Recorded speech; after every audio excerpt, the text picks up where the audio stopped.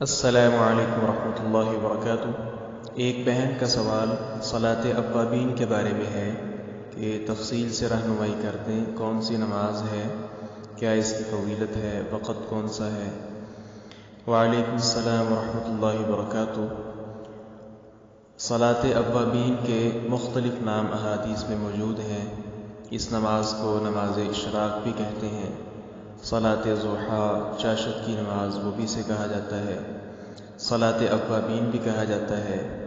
اس کی اہمیت اور فضیلت کے بارے میں اللہ کے رسول صلی اللہ علیہ وسلم بیان فرماتے ہیں۔ صحیح مسلم کی 720 نمبر حدیث ہے۔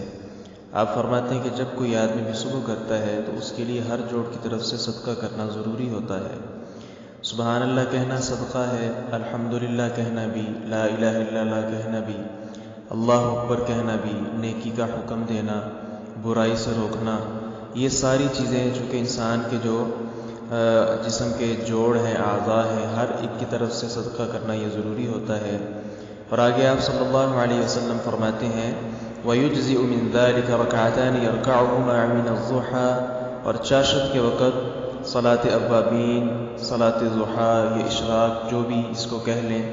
یہ ادا کر لینا، 2 رکعتیں اس کی ادا کر لینا، یہی کافی ہے 360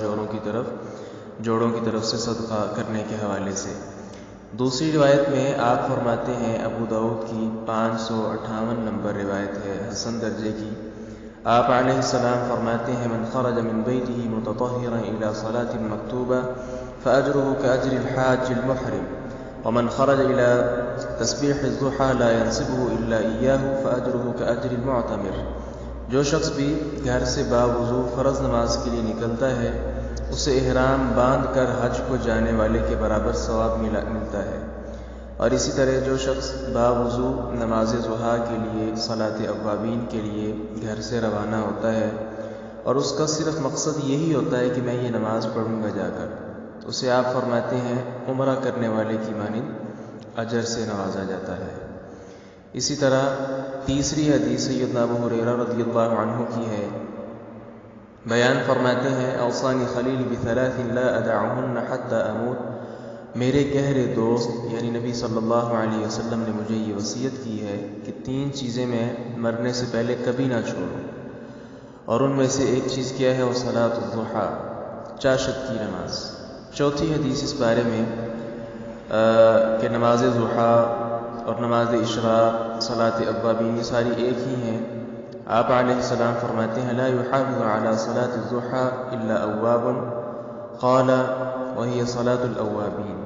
بہت زیادہ نیک آدمی ہی نماز اشراق کی حفاظت کر سکتا ہے اور یہی نماز اوابین ہے۔ یہاں سے معلوم ہوا نماز اوابین، نماز ضحیٰ، اشراق یہ سارے ایک ہی نام ہیں۔ دوسری بات یہ یاد رکھیں کہ اس کا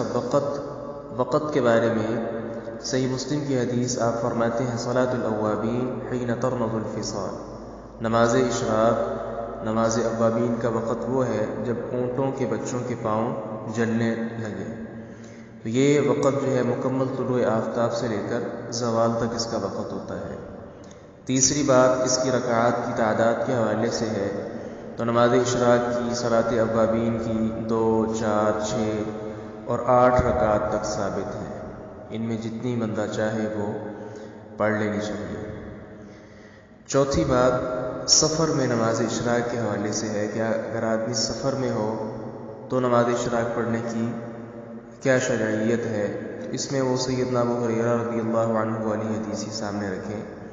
کہ سفر کی حالت ہو یا کوئی بھی حالت ہو، آپ صلی اللہ علیہ وسلم نے آپ کو وصیت کی تھی کہ نماز اشراق، صلاۃ اوابین یہ بھی ادا کی جائے۔ پانچویں اور آخری بات یہ ہے